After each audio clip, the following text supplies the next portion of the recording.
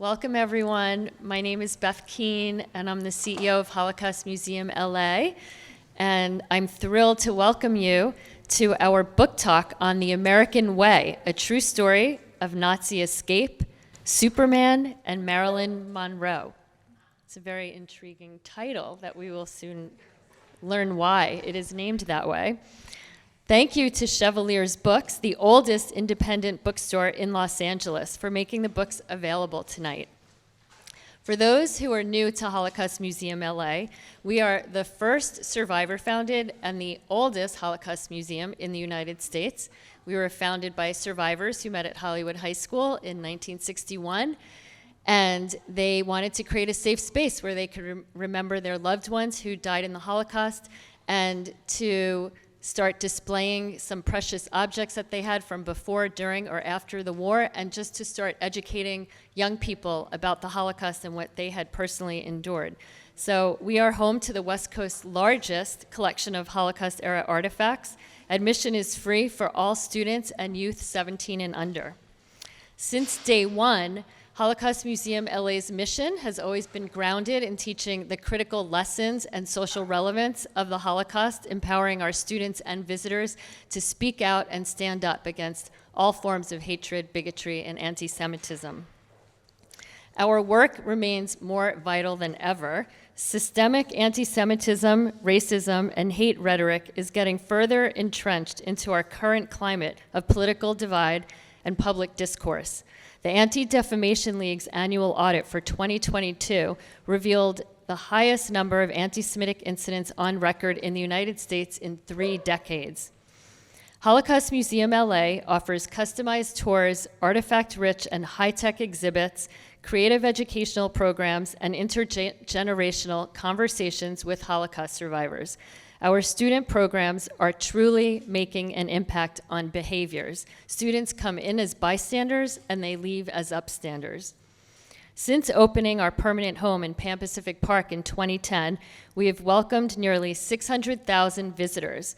To meet the need and demand for Holocaust education, we launched our Building Truth expansion plan to double the museum's footprint without losing any green space in the park. We will soon be breaking ground on the new Jonah Goldrich campus sometime this summer, which will allow us to keep survivor voices alive and amplify our reach and impact and increase our visibility, including increasing visitorship.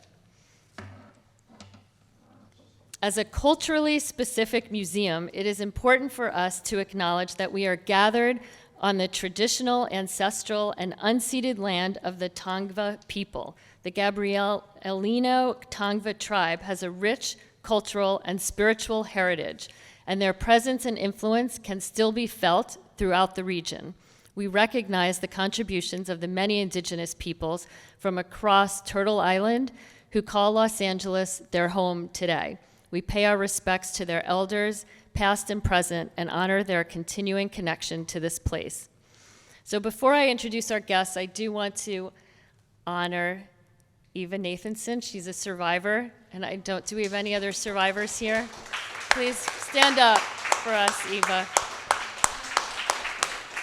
We're truly lucky. Eva shares her story every week with thousands of students here at the museum. And I also wanted to acknowledge our docents and volunteers who are with us today. Please raise your hands, because we couldn't do this work without you. So thank you. And our incredible staff who you've met walking around. I mean, it truly takes a village to do this work. So now I'd like to introduce our special guests, Helene Stapinski and Bonnie Siegler, authors of The American Way. Helene Stapinski is the best-selling author of 3 memoirs, Five Finger Discount, Murder in Matera, and Baby Plays Around. She writes regularly for the New York Times, and her work has also appeared in dozens of other publications. She teaches at New York University. Bonnie Siegler is the founder and creative director of the award-winning multidisciplinary graphic design studio 8½.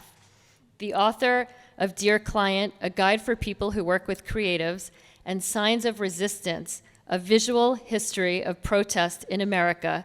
She taught design in the graduate schools of Yale University and the School of Visual Arts for many years. The American Way tells the real-life adventures of Bonnie's grandfather, Jules Schulbach. I also wanted to give a special shout out to my friend Lindsay Gallagher right here in the audience. She's the one who actually connected us to the authors for tonight's program. So thank you, Lindsay. And to moderate this evening's discussion, it's my pleasure to welcome fashion expert, award-winning TV host and producer, author of numerous books, including the latest, Lies My Mother Told Me, Tall Tales from a Short Woman, and my dear, dear friend, Melissa Rivers. And Melissa's the best, she never says no. And most of us know that Melissa's the daughter of the legendary comedian and trailblazer Joan Rivers, but most of you do not know that she's also the daughter of Edgar Rosenberg, her father, who was a Holocaust refugee. So with that, I'm going to hand it over to Melissa. Thank you. Thank you. Okay, can you guys hear? Yes. So you said when you start your book talks, for lack of a better thing to call it, moderated Q&A, you like to start by reading something from the book. So I'm just going to turn it right over to you to start that. Yeah. This is from the prologue. It's called The 10-Block Walk, and this is Jules, Bonnie's grandfather. Very dapper and handsome man. So, New York City, 1954. Jules Schulbach left his third-floor apartment around midnight and stepped onto the sidewalk at Lexington and 61st Street in Manhattan, carrying what looked like a black lunchbox with chrome around the edges. He surveyed the familiar view, glancing at an upstairs window across the street that belonged strangely to a doll hospital. Its lights and red neon crosses had been turned off for the evening, hiding the buckets of miniature heads and arms and various doll parts that would spook visitors when they peeked from his apartment window in the daylight. But Jules found the doll hospital mildly amusing, as he did most things.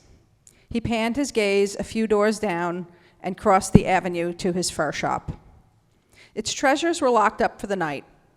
Jules inspected the darkened window, as he always did when passing by, partly to admire his display, frozen mannequins posed in the latest minks and fox stoles, but also to check that everything was all right in his absence. And it was. Since it was a Tuesday night, the streets of Manhattan were mostly deserted. Jules's shadow, one of the only ones cast by dim street lamps and a moon that was just past full. The Chrysler Building loomed in the distance, only a few of its offices lit, the bright moon reflecting off the spiked metal helmet of its tower. I need somebody to turn the pages. The temperature was in the 50s, chilly for early fall. In Jules's version of the story, a story he would tell again and again over the decades, a few checker cabs flew by, a few crawled, looking for a fare, but Jules walked. 2 blocks, then 3, past shuttered drug stores and dry cleaners, past silent newsstands and grocery stores, past a single bored cop on the beat, to whom he gave a respectful nod but didn't stop to chat up. Jules loved to chat and loved to spin a good story, but tonight he was a man with a mission, not just an insomniac out on a late-night stroll in the greatest city in the world. He did not have an American dream. He was already living it, right now, right here on these streets. As he grew closer to his destination, East 51st Street, Jules sensed a strange charge in the atmosphere, as if the molecules were being rearranged somehow, and a distant hum even before he saw the crowd. He passed the all-night coffee shop with its pink neon and the onion-shaped green copper domes of the Central Synagogue on the corner of 55th Street, so much like the one he had left behind in Berlin. And sure enough, 3 blocks away, he could see it, a bright glow up ahead. Well, let me go a little further. As he drew nearer, the lights were brighter than daylight, the crowd deeper than those on the 42nd Street subway platform during the evening rush. His heart beating faster with each step, Jules realized there was something strange about this crowd. He couldn't quite identify it, It took a few beats, but then it hit him. There were only men here, their families and wives tucked safely into bed back in their apartments. Jules dove straight in. He'd never been a timid man. If he had been, he wouldn't be here walking the earth. Gently pushing his way through the crowd, using his free hand and a few German-accented pardon me's and excuse me's, he was a gentleman after all. He got as close as he could to the commotion. There was the gaffer he'd met yesterday who tipped him off about tonight. They nodded in recognition.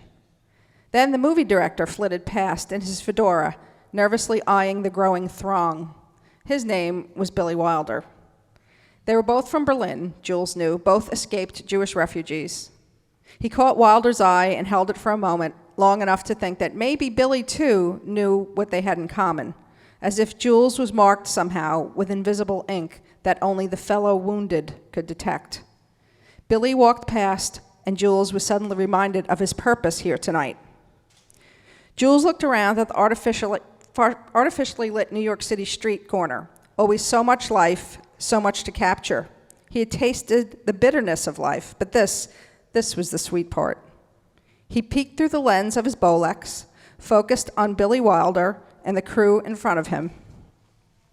And suddenly, as if she knew he was coming, out stepped Marilyn Monroe, and action.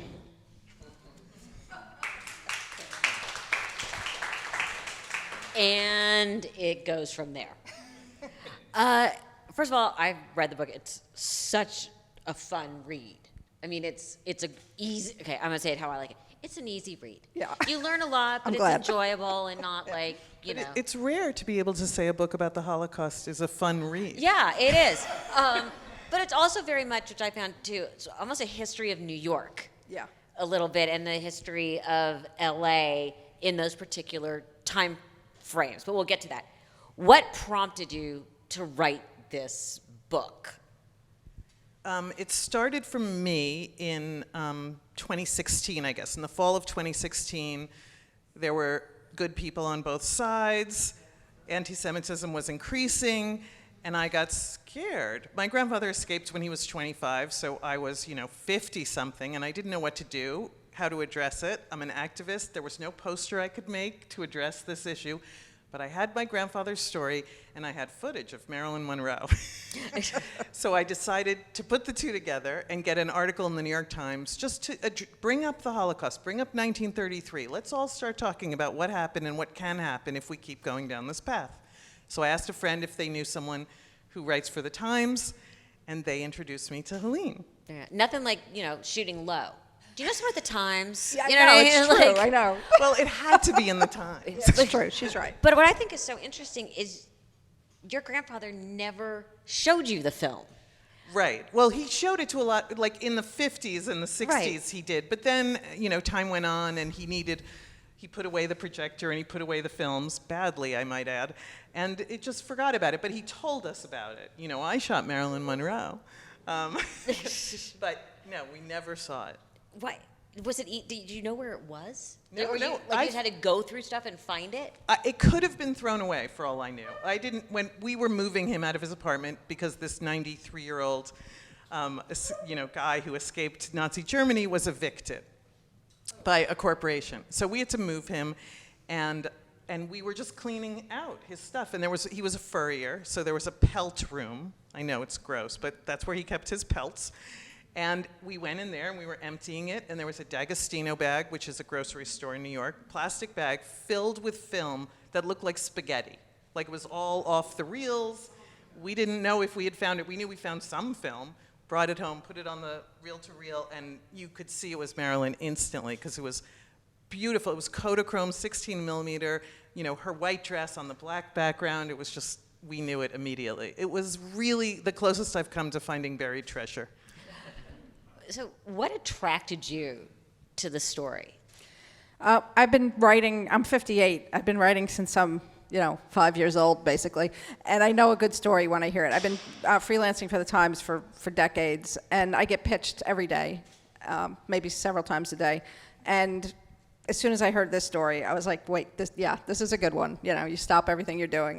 And so It I was my met. first pitch, too. It was your first, but it was a good one.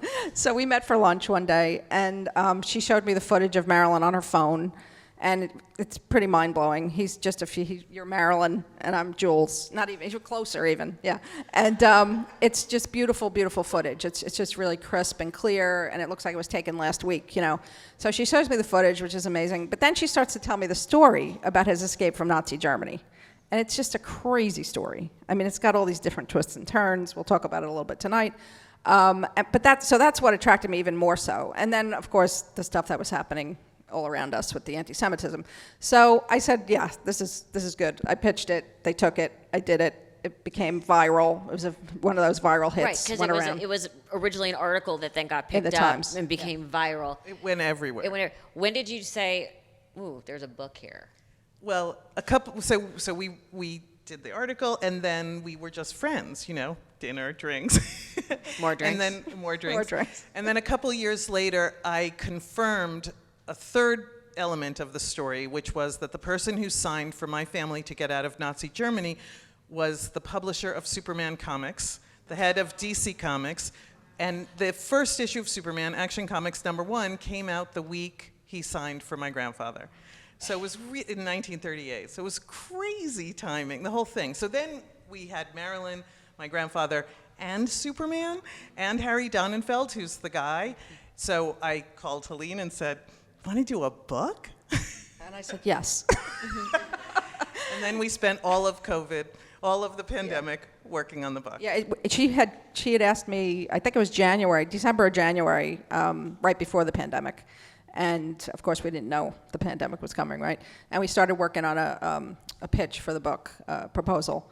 And you know what happened. The whole world stopped. And so that was our project over the pandemic. Thank God we had that project. I probably would have lost my mind. And we just called each other 3 million times a day and went back and forth. We were both doing research. I was the writer on it, which is good. I don't like to write it with anybody else. And Bonnie just kept sending me stuff, you know, like calling me with stuff and emailing me stuff and texting me stuff. It was constant. She did all the family research. She found out what happened to relatives that they never knew what happened to. It's all in the book. There's a whole chapter about her great-grandparents who didn't want to leave. You know, they were in Berlin, and her grandfather was young. He's like, we have to go. This Hitler guy's no good. And they're like, oh, it'll be okay, you know. And it got worse and worse. My great-grandparents, they owned a factory, they were wealthy, they were involved with the community. He served in World War I for Germany. We're going to be fine. You kids, you go on your adventure. We're going to stay here. And you know what happened next. And that was same as my father's family. You brought up Harry Donenfeld, and what is so amazing is, and I said to you earlier, it is like the craziest Venn diagram, this book. It's 6 degrees of separation that you can't believe. So you brought up Harry, who we've talked about. Harry used to sponsor, well, first of all, you say Superman. He also was a little bit of an unseemly character. Before he published Superman, he published something called Smooshes, which were girly magazines in the 30s. They were like pulp magazines. They Yeah. weren't even that bad. You know, They mostly weren't that bad. drawings of women topless. You know, they weren't, it was, by today's standards, you know, it was Well, nothing. and he was a bootlegger. And he was a bootlegger. Before that, he was a bootlegger. And an inveterate gambler. Yeah. And A cheater. Cheater. His grandson told us that he had his wife, a girlfriend, and a mistress, and he cheated on all three. Yeah, he spent a lot of time in Cuba. Yeah, He had gambling, So Harry was yeah, living with sort the of mob. this wild life. Yet there was this other side of him where he sponsored families to get out of Germany and get out of Poland. Do you have, and you allude to in the book, how many, does he still have family alive? Are they aware of what he's done? And how Yeah. many do you think he actually got out approximately? Well, we interviewed all of his grandchildren. We tracked them down. And we And went also, to by the way, Harry was like this big. he was like 5 feet tall, not Yeah, even. Yeah. he's a little guy. My size. And yeah, we interviewed his family. They didn't know about him sponsoring people. The information about him sponsoring people came from Bonnie's family. Several people had told her about it, and then we did a deeper dive. But they were really happy to find out that he did it because he was, you know, He was kind of a bad guy in a way. He wasn't. He was not of strong moral fiber. Exactly. So the family Leave it was at that. thrilled that we wrote the book because it sort of redeemed him. You know, it is redeeming him. But you know, Harry lived next door to Bonnie's. I guess Jules's cousin. Harry lived next door to a woman named Faye. Whose granddaughter is here Yes, tonight. she flew in from Dallas. Faye's granddaughter is Yay! here. Faye is the one who got the signature for Jules. So she went to Harry's office at DC Comics with her son. What was he, 9 at the time or something like that? No, 5. He was really little. He wasn't in school yet. Went to the office and asked Harry to sign for Jules and his family, and he did. You know. We don't know, actually, if he signed for other people. We don't know if other people asked. But usually, if somebody came to Harry and said, I have a nephew, he needs a job, sure, I'll take him on, for the Jewish community. And in the 40s, he started a Donenfeld Foundation where he only gave to Jewish causes. So he had a heart. He did have, and that's what's so interesting because, and I don't mean to jump ahead, I'm suddenly all out of order because I have so many questions. Let's just pivot to Superman for a second. So this is one of the things you learn in the book. There were 2 young men who, Jerry and Joe, who actually created Superman. And nobody would do it, nobody wanted it, and somehow they got hooked up with Harry. And Harry, being the kind of businessman he was, got them to sign a piece of paper that basically relinquished all rights to Superman. For $130. For $130. So here is this man, in one hand, literally rescuing people, and the other hand, screwing the guys in the next cubicle over. Yep. Right. And I found that very hard to reconcile. What did because you just mentioned that you met his grandchildren. How did they reconcile that? Well, they know that he was shady. You know, Yeah. they know. I mean, everybody knows. It's kind of in the comics world. Everybody knows the story. Anybody out of the comics world doesn't even know who this guy is. You know, so. And DC Comics took his name off their company a long time ago. So if you go to their website, in the history, he no longer exists. Really? Yeah. His grandchildren aren't thrilled, you know, that we're bringing up the bad stuff, you know, especially the Jerry and Joe stuff, because they insist that Jerry and Joe got a fair shake, because Jerry and Joe did work for DC Comics for many years. You know, they were paid as writers and as a writer and an artist for Superman, but compared to what Harry was reeling in, I mean, they had the Superman radio show first. It was huge, you know, back in the 40s. And then they had the TV show, and then the movies, of course. Yeah. You know, I mean, The merchandising.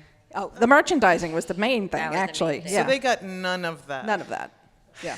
So they were paid like a salary, you know. But Jerry and Joe were also a little annoying, I have to say. One time they called Harry and said, I have $90,800 in my bank account, and I want an even $20,000. Can you send me $200? So stuff like that was annoying to Harry, I'm sure, and I'm sure he enjoyed, you know, giving it back a little. Did you get a chance to meet any of Jerry and Joe's relatives? No, we didn't No, really they talk to them. stepped back. Really? They don't participate anymore. Until Superman came out, the film came out in 77, I think it was. 79, yeah. 79. Jerry and Joe were completely left off. Jerry's wife wrote a letter to DC saying, do you want the headline to be Superman's creators die of poverty?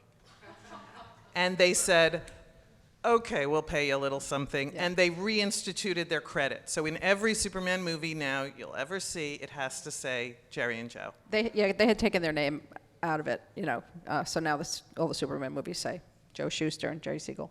And then just so you guys sort of know what happens and how we go full circle, a young model named Norma Jean Baker modeled for a number of these girly magazines that were published by Harry Donenfeld, which we didn't know when we started. You know, we had the connection between Jules and Marilyn because Jules shot Marilyn that night. We had the connection between Harry and Jules because Harry sponsored Jules, but we didn't have a connection between Marilyn and Harry. But I felt like there's got to be something there, you know. So we kept digging and digging. And when you're working nonfiction, I mean, it's just a matter of researching, you know. And so we kept looking. And finally, I read one biography of Marilyn Monroe, and the very last page, even past, you know, the acknowledgments and the index and everything, it was just a candid shot of her from 1946, before she was in films, when she was just modeling. And she's covered in the covers that she was on in 1946 from magazines. And, you know, if I had seen that photo a year earlier, when I first started the book, I wouldn't have realized what the magazines were. But having already known Harry's story, when I saw the picture, I knew those were Harry's magazines. She was covered in Harry's magazines. So it was One really was beautiful. called Laugh, L-A-F-F. Yeah. Not very funny humor And magazine. that picture is in the book too. Yeah, it's her in here. Covered in them. So A lot of what is part of the book is also the way that art was sending a cultural message. And in the book, you talk a lot about how in that time, Superman comics, he was fighting Mussolini, he was fighting Hitler, he was fighting the bad guys, and really put out part of the cultural, the message to the younger generation who were reading them. Yes. Well, part of it was that, you know, like Hollywood, Jews invented the comic industry. They couldn't get work elsewhere, so they started a new industry. I forgot where I was going. where was it? Superman was fighting for. Oh yeah, and That so are Jews. so these so these Jewish creators were like, yeah, let's have Superman punch Hitler. Let's have him hang Mussolini. This I was mean, it way before we were in the war, you know, and the U.S. government was against us doing stuff like that. They didn't want to get Hitler mad, you know, and so this was like But 39. But I mean, Harry used to be a socialist. Maybe he was a communist at one point too. So he was fine with it, and it was terrific that they put that out there and taught the children about who, you know, what was going on and who to hate, if you will. And I found it fascinating because, again, it was messaging put into a language at the time that resonated, and we start to see that a lot more now. And especially with the comeback of all the Marvel and DC movies, do you think we're missing an opportunity to move the needle culturally by not having these more sinister characters in these movies and showing these Like more superheroes realistic winning? stuff? What? Like more realistic people in them? you No, mean, or- but you know, less, not as veiled. Right, shall more we say. direct. More direct. Right. The problem is that DC Comics was owned by Harry Donenfeld and Jerry Leibowitz, and nobody else had a say. Now we have corporations with boards and lots of money on the line, and they don't want to take any chances. Because I think that, you know, we always talk about art imitating life and all that kind of stuff, and I didn't realize till I read the book the popularity of comic books in the time. And the only thing that really pushed it over was TV. Yes. Right. Yeah, the best-selling magazines at the time were comics, you know, especially during the war. A lot of people would send comics overseas to their sons, you know, who were fighting in Actually, Europe. Harry made a deal with FDR, and he created comics for the troops because they weren't reading the, you know, brochures and the instructions and the manuals. So Harry put it in comic book form, which the troops read. You also obviously dive very deeply into the immigrant experience and the stories of people who got out and who did not get out. And we're sitting here in this museum, and we see it all around us. Art really was part of the messaging, and how the arts influenced people learning about what was going on. And I found that so interesting between the art of film and Billy Wilder and all of these people. And you talk about in the beginning that, like, Billy Wilder, who was a refugee, and there's Jules and the gaffer and all of these things. And I feel like you address so much of that in the book about these different stories. How did you figure out which ones to include? Because some of them are like, yay, they got out, and some of them are just heart-wrenching. Yeah, well, we wanted to show not just the happy part of the story, which is Jules coming to New York, but he left a lot of people behind, you know. And when we started researching, Bonnie had no idea about what happened to these people.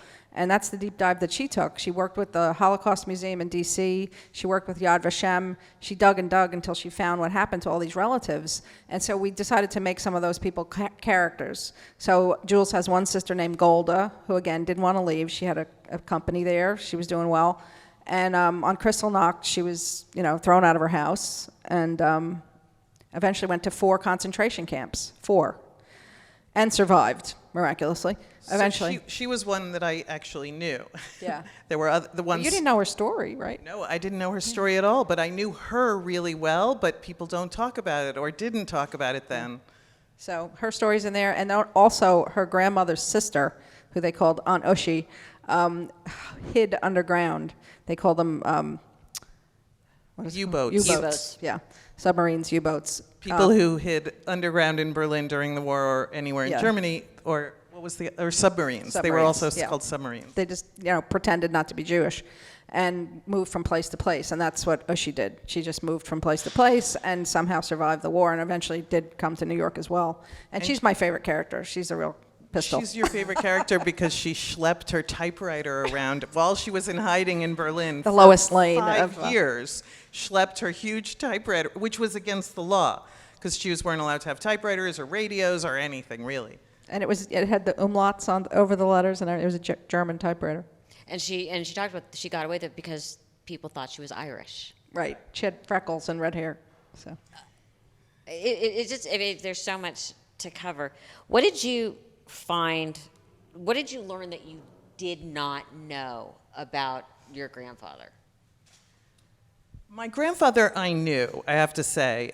It was everybody else I knew nothing about. My grandfather was kind of a master of ceremonies type, so if there was any meeting, even if it was a dinner of 4, he'd stand up and start telling stories. So I knew his stories, but I didn't know anyone else's because no one else did that. Although my grandfather never told bad stories. He only told the good stories, like the Clark Gable story, which is he came to America to get a sponsor, got a sponsor, and then he had to go back to Germany to get my mother and my grandmother. So he takes the boat over, and when he gets to Germany, the guards are there, and he's trying to get in, and they say, "What are you doing? We don't want Jews here. You have to go back where you came from. We're trying to get rid of all the Jews." And he said, "You don't understand." Remember, he's a furrier. "I'm Clark Gable's agent, and if I don't get in to Berlin, then his next movie won't get to Berlin. So you got to let me in." And he knew that Hitler loved Clark Gable. So he got in. He collected my mother and my grandmother and got out again. yeah, and of course, Clark Kent is named after Clark Gable. So there's all these intersecting, you know. And connections. Lois Lane. You got to tell the Lois Lane story and how that ended up. Lois Lane, the girl who was the original model for Lois Lane, put an ad in the local Cleveland newspaper saying, like, "Unexperienced model looking for work." And they called her, and she came over. She didn't know they were children.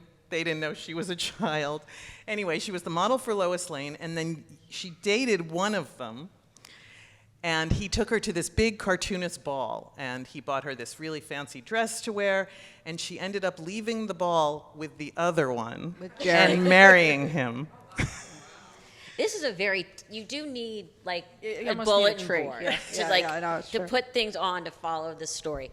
What did you though? What was the craziest story you didn't know? How many concentration camps there were? Work camps, extermination camps, concentration camps, Yeah, whatever those two. number you're thinking, it's not that. 4,000. 40,000. 40,000.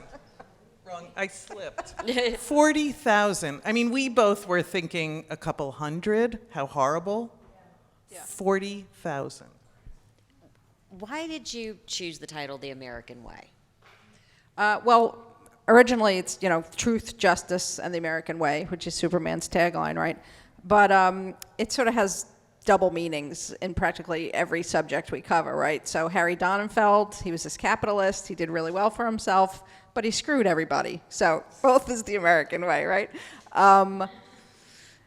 What's the other- America let, my family Immigration. in, how wonderful that was, and they kept other families out. Both of those were the American way.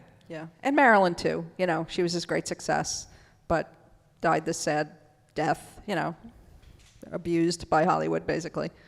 You guys would know all about it out here in LA.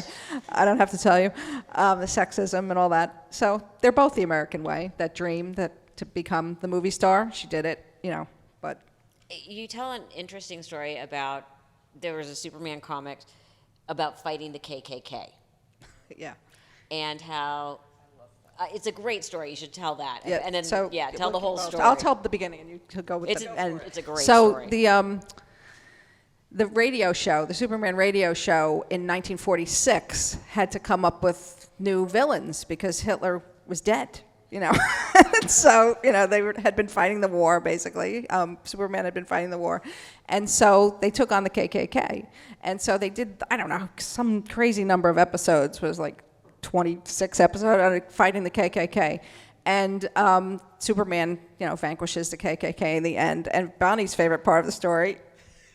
So kids were so obsessed with Superman, they followed every issue and every radio program, and so they started playing and acting out what was going on. So Superman was the good guy and the KKK were the bad guys, and that's what they would play in their backyards.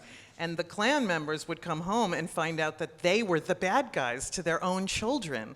And that was the beginning of the end of the KKK. I want to circle back to, because of the location of where we are, about the plight of people trying to get to America and what that entailed. And, you know, Jules' story, thankfully, is not as horrific as many who tried to get out. No, he thought he was the luckiest man alive. Yeah. What was the most disturbing story you heard? What was the hardest one to process? There were so many. I know, but I there's think always- my great-grandparents was Yeah. the hardest one. I mean, there was one that I read that I'm just like, okay, I need to take a break from the book. Yeah. I mean, I don't want to go into complete detail because we're all having fun, right?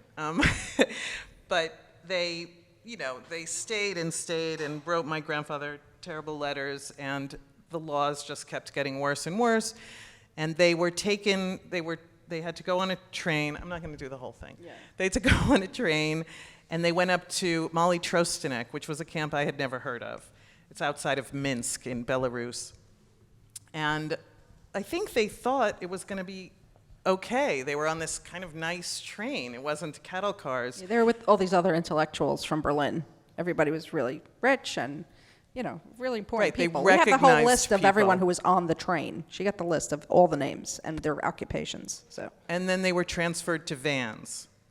And then the driver of the van turned the exhaust to the inside because the troops were complaining that it was tiring shooting so many people. And they had to come up with a new way to kill.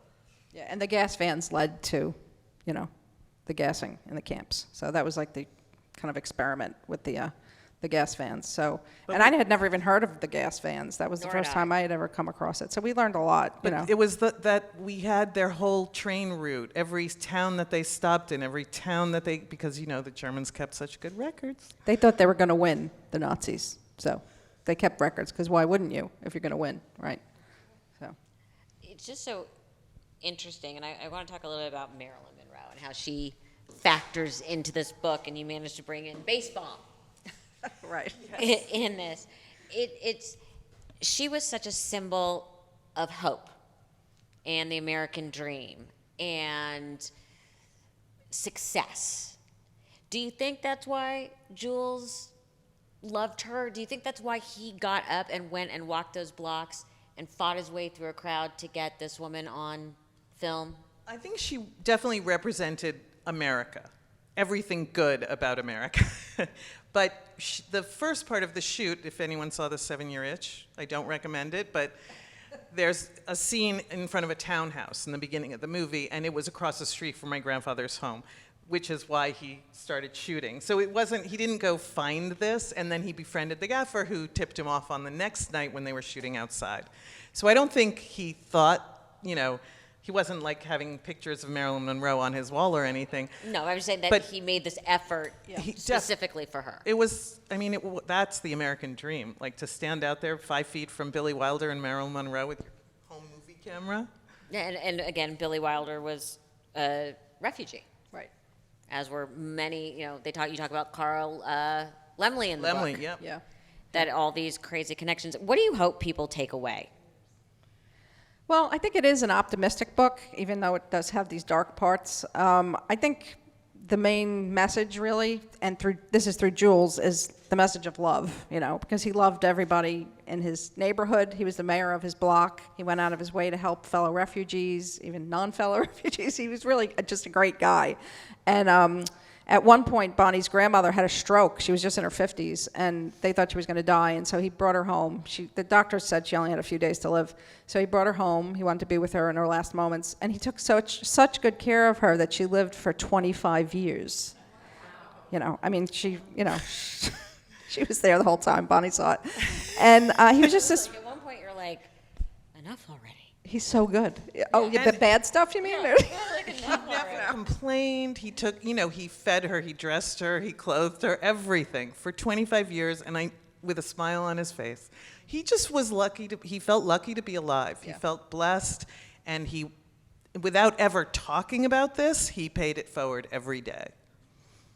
Is that and you hope that that's the message people walk away with? Yeah. Well, also what happens when you hate others for no reason whatsoever, just any other. What happens is what happened in the book, and we want that to not happen here. Right. How do we use the arts, even if it's comics, because comics are an art and movies are art, how do we start to use that to send a better message? Well, we wrote a book. Really? I'm thinking I should maybe It's all read in it. there. It sounds pretty cool. It's suddenly you go, this makes no sense when you read the beginning, and you're like, okay, let's read, and then it makes complete and total sense. Yeah. You have to put good stuff out there. The Beatles said it, and in the end, the love you make is equal to the love you take, or whatever was it, or do I have it backwards? You've got to put it out there. You've got to put good stuff into the world. You just have to. And it's teach your job. people the way to be, the way to love one another. You have to show it. That's how children learn, by watching their parents, watching the examples of others. So that's what the arts can do. It's so important, and this book has such. It's so hard to just ask questions because there are so many stories. You're constantly. What's the one? What's your favorite memory of your grandfather? That's tough. That's really hard. God, there's too many things. Like, does anyone know what Fiorucci is? Yes. So my grandfather decorated his apartment with Fiorucci posters. How cool is that? That's funny. Yeah, I remember those T-shirts. I think I had one too. So Fiorucci was this brand, Sorry. and they had An angel, right? There's an angel. two little cherub faces and these wings, and they started as a jean brand and then became this sort of very pop culture clothing line, and they put the logo all over it, and they used to have a huge store right over here. it was almost soft punk, a little. Yes. Like it was very colorful and hip. Not suitable for my grandfather's I was apartment. not really what you would think an older man would be using as decoration. Exactly. What do you think, what are you going to write about next?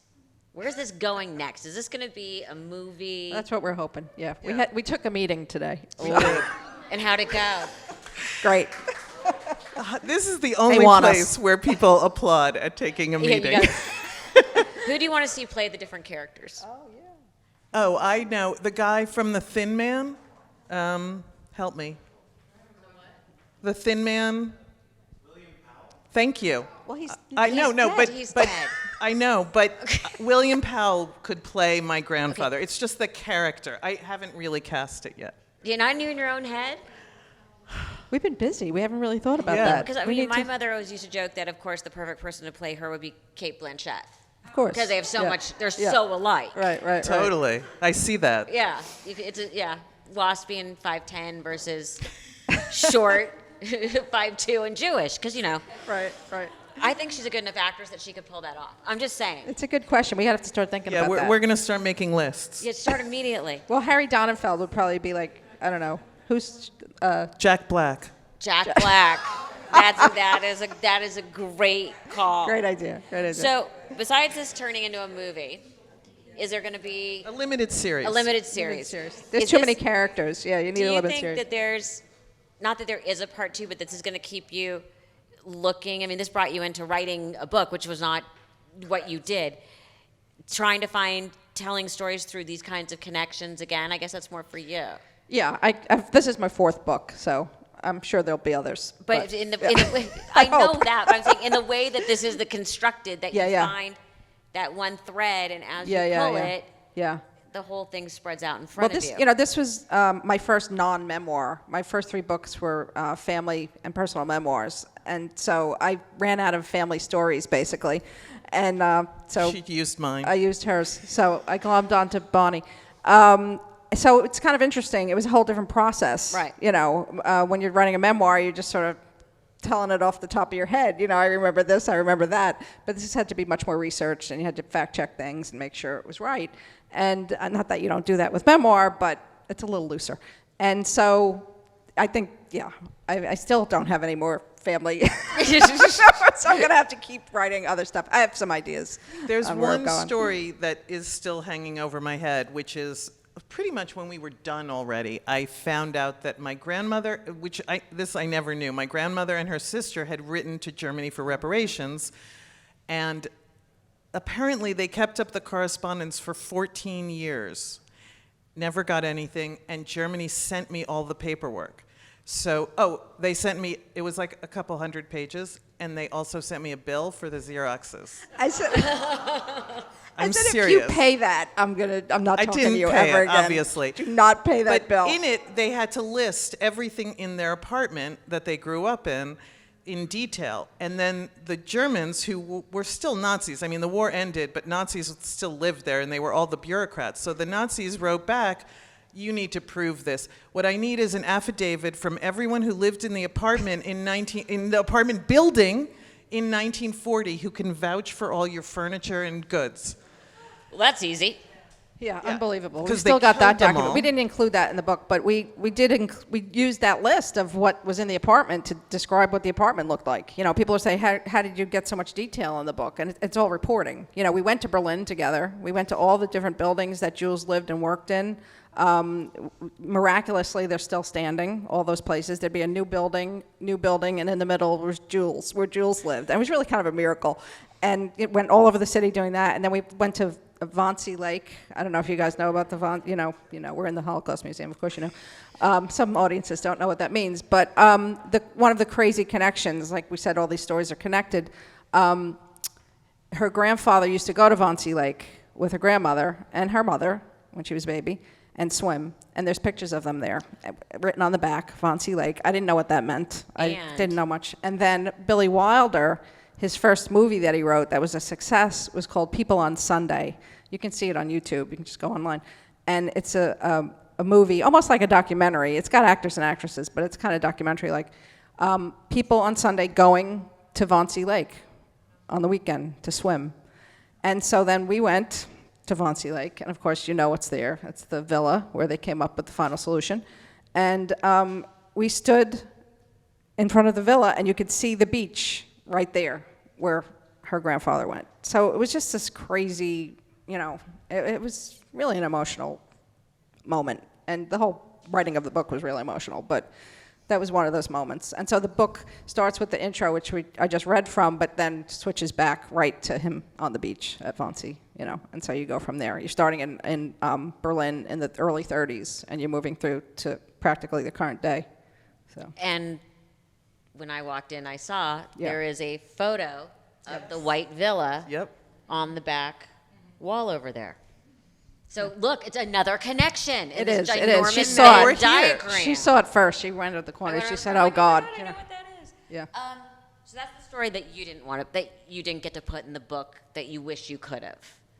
Well, a part of the problem was it's all in German, and I don't speak German. So I Google translated a lot of it, but that's very time consuming if you've ever tried to type in a language you don't know. Yeah. I can barely type in English. Yeah, we may do like an op-ed or something, some kind of an essay about the Those reparations, because it's really insane. And you said you like to, before we open up for questions, you like to read part of the end of the book. Yeah, you want to do that now? Yeah. So at the end of the book, we describe the actual film that my grandfather shot, which is about 3.5 minutes long. And it's the daytime scene, and then for some reason, there's a Shriner parade, and then there's the nighttime scene. He kind of spliced it in there. He was kind of a jokester. I think he did it on purpose because the Shriner Parade had happened a few months earlier. And so he put the earlier footage of Marilyn in the townhouse first, and then he makes you wait through the Shriners Parade to get to the good stuff, which is the subway grate. So this is the subway grate. It's the very end. We don't give it away, but maybe you'll forget it by the time you read it. Okay, hold on. Another intertitle finally announces Our Baby. He added intertitles, with the baby head from the film's first frame floating inside a big heart. And suddenly, there she is again, Marilyn, her full body in view from 5 feet away. It's the shot we've all been waiting for, the shot seen round the world, not in still, but in moving, living, luxuriously saturated Kodachrome. The lost footage of one of the most iconic moments in American film history. For 1.5 minutes, Marilyn moves and breathes and is alive again. Not on television or up on a wide screen, but in a home movie that hardly anyone has ever seen. The American dream in flesh and blood. She holds a red and white striped scarf in one hand and a white clutch in the other and tries to hold down the famous white pleated dress. It billows up like a paratrooper's parachute, like those parachutes she sprayed and inspected so long ago at the radio plane factory just before she started modeling. Back when World War II was still raging, the concentration camps about to be discovered by the American and Russian GIs. Marilyn yawns. Marilyn smiles. Marilyn glows. Her skin is just like Billy Wilder described it decades ago, flesh that photographs like flesh. You feel you can reach out and touch it, hold it, squeeze it. For a moment, the film crew crowds in and Jules shoots through a gap between their bodies. He captures only Marilyn's face, which looks off to the left, serious and unsmiling. DiMaggio is there in the crowd, though you can't see him, but Marilyn can, and she watches him walk away. Tom Yule comes into the shot, and Marilyn pushes him into place. Wilder, dressed in his winter coat and fedora, moves in and out of the shot. Marilyn's dress flutters as she holds it down, thank you, and chats with Yule, but it flutters up again, and she laughs, throwing her head back. The dress flies clear up over her head, revealing the 2 pairs of white silky underpants and the dark patch that they have failed to camouflage. The skirt hovers behind her like angel's wings, and for a second, it looks like she may just fly up, up, and away over the metropolis rooftops and the screaming, leering crowd that we cannot see or hear. Then, as suddenly as she appeared, Marilyn is gone. The dream is over. 3 seconds of black is followed by a single frame from a home movie.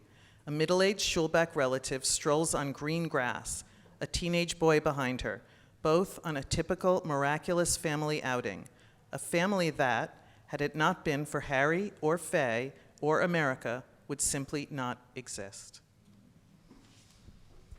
That's it. So let's open it up for some questions. I know I jumped around, but you can tell I love the book. It There's worked, so it much worked. I wanted to ask. It's all in there. Some questions. Questions, anyone? Somebody ask something. How was your flight out here? Always a pleasure. I do have a question. Didn't want to be the first one. That's good. Be the first one. Well, first of all, I really look forward to reading this. And when I hear you sharing your stories and describing the book, it's just so vivid. So my question is 2 parts. Have you considered maybe creating a play, something accessible to young people and new generation, or maybe turning it somehow into some sort of curriculum, anything? That's a really good I question. hadn't thought of that. I actually teach, and one of the things I teach is journalism, and I have my students interview survivors, and their minds are blown, because they're teenagers, and a lot of the survivors that they're talking to were teenagers when they escaped, and a lot of kids don't know anything about it, and it's really kind of scary and horrible, that people don't, It's a great idea to make it part It of a is, curriculum. yeah. You're right. Yeah. Yeah, because it's all through an everyman. I mean, that's really the thing. There's a lot of celebrities and beautiful people, but my grandfather is the everyman. And to be able to connect with that one person helps you get through it. It's easier to understand what happened to one person than what happened to 6 million people. But it's true. It is you tell it in the story in such an accessible way, Yeah. and that's I think so important. Teenagers could read it. There's nothing bad in there, I think. Yeah. Well, it's not. Won't get banned. phone-sized. It's not phone size, so I'm not quite sure what they would know Well, what to do with there's it. that, but I'm just curious, after you did all this research, you grew up, knowing, how old were you when your grandfather died? Oh, like 40. Okay, so you got to know him pretty well. Very well. So after you did all this research and wrote the book, looking back, did you, did things make more sense about his behavior or the way he did things, or did you say to yourself, oh, now I I do. you understand even like your own mother or father, My mom. your mom, like how did that, for you make sense of things? It's a really good question. I knew my grandfather really well. My grandmother, because she had the stroke so early, I didn't really know her. So that was kind of the missing piece for me. And I was kind of more obsessed in doing the research with all the relatives that I had Passover with or Thanksgiving with and knew nothing about, and now they're gone, and we watch their show-a-tape or their, the testimony. How could I have been sat at dinner with this person and not had any idea what they went through? And all their stories are in the book. So that was the thing. My grandfather we were very close, and I lived in the city, and he lived in the city, so he was less of a mystery. I mean, I couldn't believe he never told me about Harry Donenfeld, to be perfectly honest. That was a mystery. Yeah. And I didn't discover it until after he was gone, and then other relatives filled in the blanks. yeah, we're always urging people to talk to their relatives. If you've got older relatives, just no matter whether they were in the Holocaust or not, like talk to them. Question about how come nobody talked about it. Yeah. I lost 96% of my family during the Holocaust. My mother and I were hidden for 2 years and then tied together and shot into the Danube in Budapest. I spent a year in a hospital after the war trying to recover. But what I'm saying is that my parents, my father was murdered, my mother remarried, everybody lost everybody, and nobody talked about it. Right. I mean, I was not able to get some of the facts I needed to know until my mother was dying and I was her third shift nurse. And between morphine, I would pull out the facts. Right. Nobody could talk about it. It was so traumatic that they couldn't talk about it. Yeah, you can't blame people for not talking about it. No, of course, of Yeah. course. And but eventually stuff did come out. Mostly in people's 70s or 80s, but not before then, because it couldn't be dealt I with. didn't start to talk about any of this either for about 30 years ago. When I first started to talk about it to my own synagogue, nobody else. And then in the museum here. I Yeah, the people understand. that the students interview, it's the same situation. They didn't start talking about it till fairly recently. But then once they do start talking about it, they realize how it does help teach these power. kids, Write about it, how little the kids know. Yeah, really. I mean, Ask you, it is very difficult to understand. yeah, it's lucky if they spend a day on the Holocaust in school, if they're lucky, I mean, It's interesting that you say that my father wouldn't speak German. Yeah, I don't speak any of the languages I spoke when I came to this country. Yeah, my father Because refused. I wanted to be an American if it killed me. He refused. No, yeah. that's yeah. Yeah. One of the thing, and that was a great point that you had, is, and this is a big writing compliment, you make it so accessible. You make the story so, not just compelling, easy to read and digest. I'm assuming that's just your style of writing, or did you have to go from more of a memoir type and a newsy type to find that particular voice, or is that generally how you write? That's generally how I write. I'm from a working class background. We didn't use big words, Well, we told each other what we were thinking. And you got to be pretty direct. You don't have a lot of time, a lot of, mom's working all day. So, yeah, I'm a pretty straightforward writer. I've always been. Hemingway was one of my favorite writers when I was growing up. So it's very clean, clear sentences. My goal as a writer is to communicate. It's not to impress anyone or, to make a show of it. It's to tell you the story. And that's what I've done. But I've gotten better with each book, And there's humor in the And book. humor. Well, Yes, that was that's part of really it. important. Which I Yeah. think was part of your grandfather's Yeah. personality. And that is Absolutely. definitely infused in the Totally. stories. Yeah. And You have to give people some levity and some Also, happiness. humor It's should be a depressing. part of everything. We call it sort of the Trojan horse of Holocaust books, because it's got Marilyn and Superman, and it is funny. But at the heart of it, it is a Holocaust story, But a lot of people don't want to read a Holocaust book. I want the general public to read the book. I want regular people to read the book, the people who don't know anything about the Holocaust. And it's just, that's why Marilyn and Superman are there. yeah, I mean, that's the people, because you know the story, I want someone who doesn't know the story to get the story. And it's sort of like we're going to trick them. It's like, look, it's got Marilyn and Superman on the cover, Yeah, exactly. Yeah. Anyone else? One part of the story that I love learning about, I love learning because it's so horrible, but the 30s part, and you mentioned it only briefly, and that to me was like the thing, when you mentioned curriculum, that would be I would Yeah. piggyback off that, but that's the part of the story that we don't hear a lot about, is the part that we're in now here, and how that is related, and how much, the question is, how much thought did you put in? I know you put in a lot of thought in making that connection, but what was great was that you have it, it's entertaining, like you keep saying, it's really entertaining, but I've learned a lot of stuff that it made me very uncomfortable because I can relate to what's happening right now. But that's the part of the story that we don't, I did go to a school that taught more than a day on the Holocaust, but not that part. Right. And that's the part that stops it from happening again. And that was really, it's a great way to I don't know, it was great that it was so entertaining, but also so educational.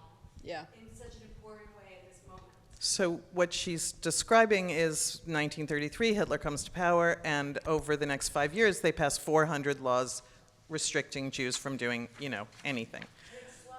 It's slow. It's Yeah, slower slow. than it's slow in the way it's happening right now. That's our whole second gallery. And we spend a lot of time there because you're absolutely right. It's the Holocaust and the death camps did not happen overnight. It was Yeah. everything leading up to it. Yeah. Took years. Yeah. And It's like the frog in boiling water. Having all of Eastern Europe join in. It wasn't just Hitler. It was a lot of different countries who helped him. Exactly like today, how a lot of Exactly. right, and nobody's standing up right now either. Yeah. Oh, that's right. I have lived in the United States since 1957. I was born under Hitler, raised under Stalin. I know how to choose them. Yeah, because now you're here with Trump. And 4 years of Trump. So, but anyhow. I'm so sorry. I have never been afraid in the United States because I figured it couldn't happen. But in 2016, yes, I knew that unfortunately we are in major problems. Yeah. There's a book from the 30s called It Can't Happen Here, which is about how it can happen here. Yeah. Yeah, and one of the things I do when I talk to the students is to explain it to them exactly how you can't turn away, that you have to stand up, not only for us, but for any minority who are being picked on. Exactly. Right. And by the way, I am not the only one who thinks this is a great book and fun to read. According to Forbes, a necessary and beautifully told story of struggle, compassion, and serendipity. I used that word too without even knowing it. That reaches out to us across generations. But my favorite is an extremely fun read. Print magazine. So all of you are very lucky to meet these two women. Make sure you get your copy of the book. We're signing them. What am I missing? What did I miss? No, what you got highlight it. did You I covered I miss? it. think you got the whole enchilada. Without giving away the book. Right. There's still a lot of surprises. So. Yeah. So thank you, everyone. Thank you. Thanks for coming.